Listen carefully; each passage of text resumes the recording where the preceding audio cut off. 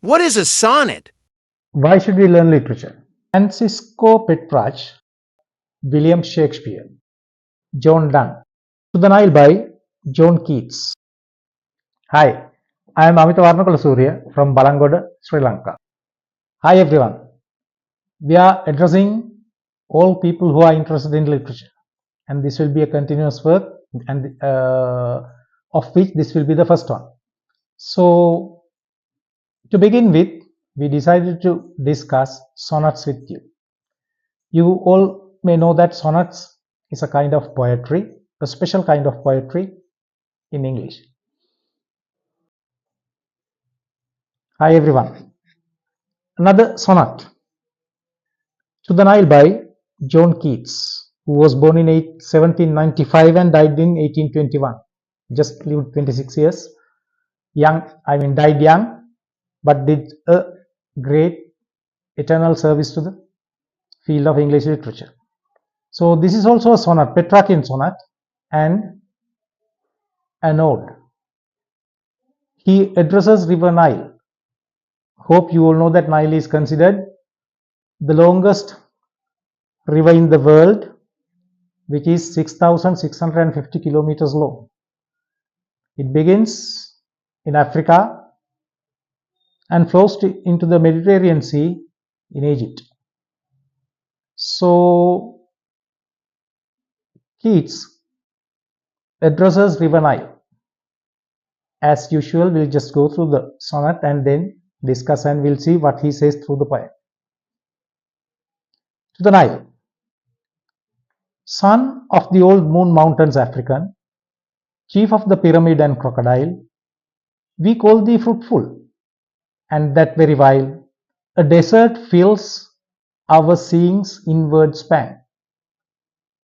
Nurse of swart nations since the world began, art thou so fruitful, or doth thou beguile such men to honor thee, who worn with toil, rest for space, twist Cairo and Deccan? Oh, may dark fancies err, they surely do. It's ignorance that makes a barren waste of all beyond itself. Thou dost bedew green rushes like our rivers, and doth taste the pleasant sunrise.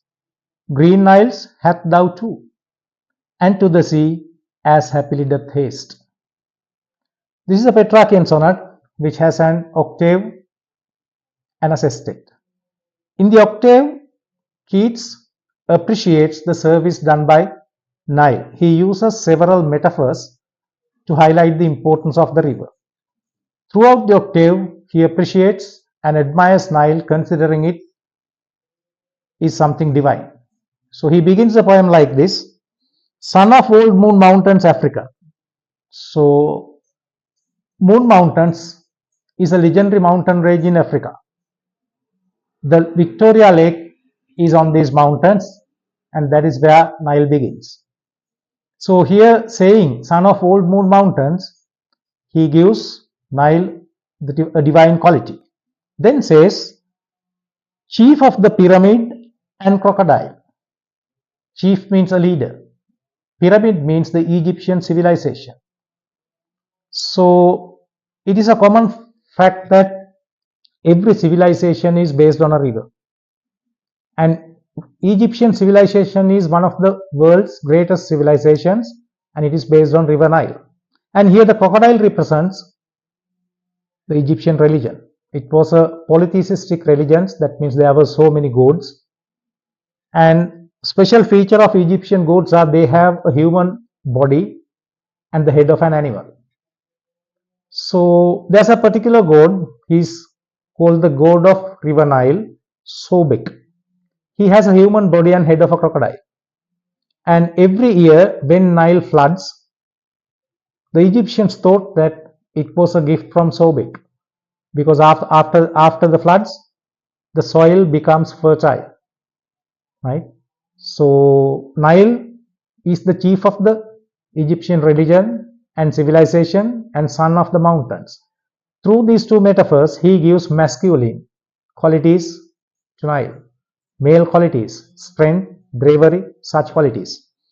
Then he says, we call thee fruitful, right? That's how we call you. You are fruitful, and that very while a desert fills our seeing's inward span. So we know that uh, Nile crosses nearly 17 countries. Most of these countries are deserts.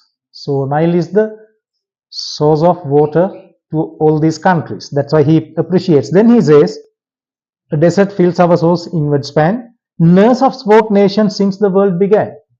Now the term nurse, the present meaning we use, we use the word nurse to address a person who takes care of sick people.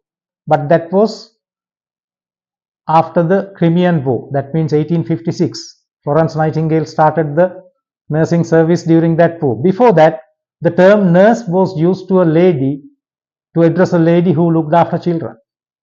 So here Keats argues that like a lady, Nile looked after the swart nations, that means dark-skinned peoples, especially Nubians. Now they were great warriors, they were the people who fought with Caesar. So here he gives Nile the qualities of a woman, feminine qualities, love, caring.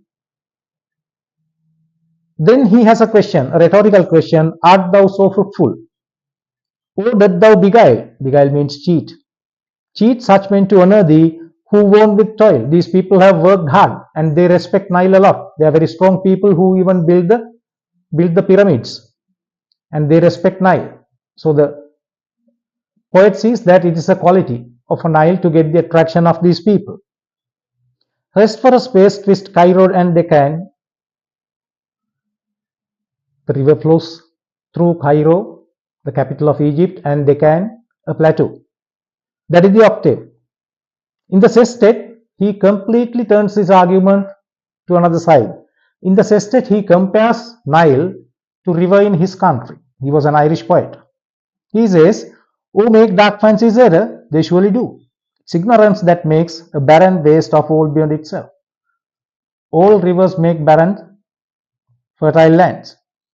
Thou dost bestow green rushes like our rivers." There's a simile. Like our rivers, there are marshy lands on the river banks. Nile has them, our rivers have them. And doth taste to the pleasant sunrise. It is very beautiful to see the sunrise over Nile. Same here in our rivers.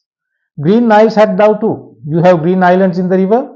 Our rivers also have islands. So similar. And to the sea as happily doth haste. All the rivers flow to the sea.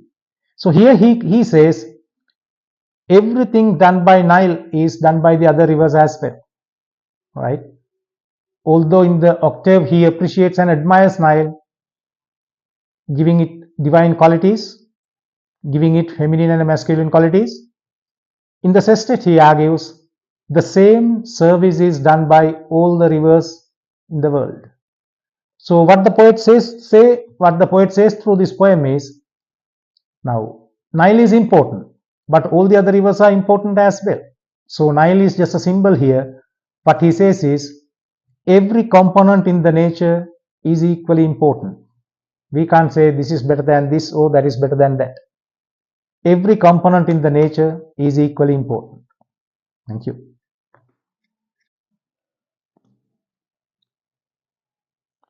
Keats' argument is, every component in the nature is equally important. So when now the Nile has been, so he has taken Nile as a symbol. So this component can be anything. Now here his example is river. All the rivers do some sort of a service to the mankind and the world, and you cannot say this is better than that or that is better than this. So if we generalize this component can be anything, any tree. There are certain trees, tall, large trees, very useful to the mankind. But even if there can be a small plant which is a very important medicine. So both are equal. It is common to the people as well. You can say this person is better than that person. He has done a greater service than him. No, everybody does his service in his frame. So we cannot refuse everyone.